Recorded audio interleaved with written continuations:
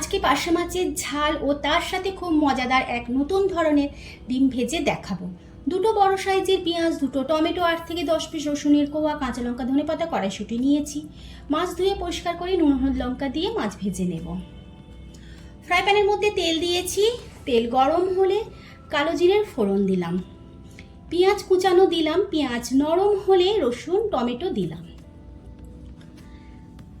তেলের মধ্যে হাফ চামচ লঙ্কা ও নুন দিয়ে পেঁয়াজ টমেটো তেলের মধ্যে একটু নরম করে নেব। তেলের মধ্যে লঙ্কা দেবার কারণে মাছের ঝোলের রং খুব সুন্দর হবে।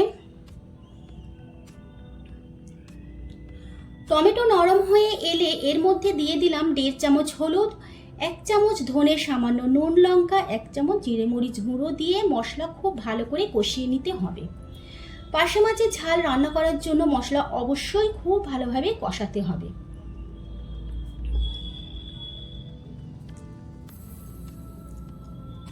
এর মধ্যে কড়াইশুঁটি দিলাম,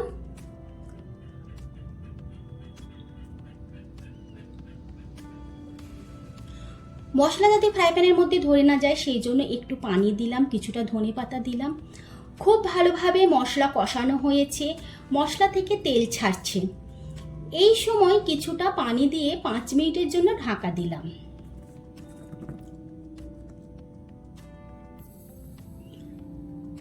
পাঁচ মিনিট পর ঝোল ফুটে উঠেছে। এবার ভেজে রাখা মাছগুলো দিয়ে দিলাম। এই মাছগুলো খুব বেশি ফোটানোর দরকার নেই, যেহেতু পার্শে মাছ খুব নরম হয়। ঝোল ফুটে উঠলেই রেডি হয়ে যাবে। আর এই মাছের ঝোল গামাখা মাখা হয়, তবেই খেতে ভালো লাগে, সেই জন্য বেশি ঝোল রাখার দরকার নেই। মাছের ঝাল রেডি হয়ে গেলেই ওপর থেকে কিছুটা ধনেপাতা ছড়িয়ে দিলাম। শুধু দুপুরবেলা মাছ খেতে হবে এমনটা কিন্তু নয়। এইভাবে পার্শে মাছের ঝাল যদি বানিয়ে খাওয়া যায় তাহলে খুবই ভালো লাগে। রাতেও ভাতের সাথে খাওয়া চলে। কাজের মধ্যে যাদের লাঞ্চ ভালো করে হয় না তারা ডিনারে এইভাবে মাছের ঝাল বানিয়ে খেলে অনেক ভালো লাগে। কিংবা সারাদিন রোজা রাখার পর রাতে এইভাবে পার্শে মাছের ঝাল বানিয়ে খেলে অবশ্যই তৃপ্তি করে খাওয়া যাবে। এই রেসিপি যদি তোমাদের ভালো লাগে তাহলে অবশ্যই ভিডিওটি লাইক ও শেয়ার করবে। এবার খুব মজাদার ও নতুন ধরনের ডিম ভেজে দেখাবো।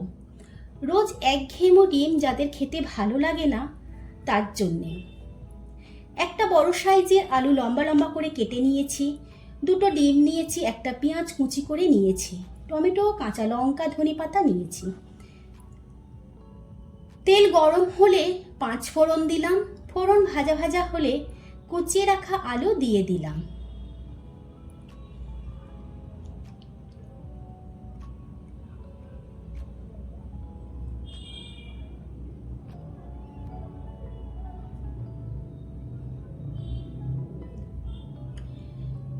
এরপর নুন লঙ্কা হলুদ জিরে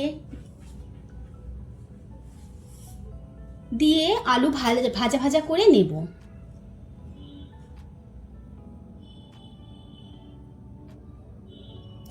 আলু যখন 50% নরম হয়ে যাবে একটা খুন্তি দিয়ে কেটে দেখবে ঠিক আলু কাটলেই কেটে যাচ্ছে, ঠিক সেই সময় গ্যাসের ফ্লেম একেবারেই লোতে রেখে দেবে।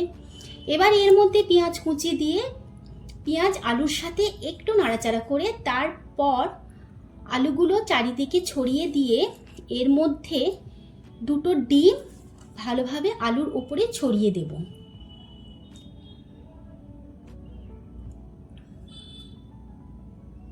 গ্যাসের ফ্লেম অবশ্যই লো করে রাখতে হবে।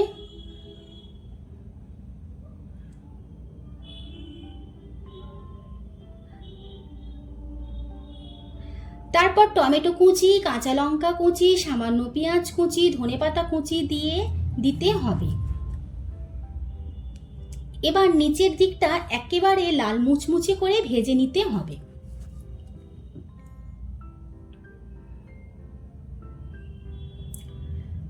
সত্যি সত্যি এই ডিম ভাজা হলে রুটি ও ভাত দুটোর সাথেই খাওয়া চলে আর খুব অসাধারণ লাগে। তোমরা এভাবে অবশ্যই একবার ডিম ভেজে দেখবে কিরকম খেতে লাগে। এইরকম গরম গরম ডিম ভাজা হলে খেতে খুবই ভালো লাগে। আমার এই রেসিপি যদি তোমাদের ভালো লেগে থাকে আমার চ্যানেলকে সাবস্ক্রাইব করে পাশে থাকা বেল আইকনটি ক্লিক করে দেবে, যাতে আমার নিয়মিত ভিডিও আসলে তোমাদের কাছে নোটিফিকেশন যায়। আর তোমাদের মতামত অবশ্যই কমেন্ট বক্সে জানাবে। আল্লাহ হাফেজ।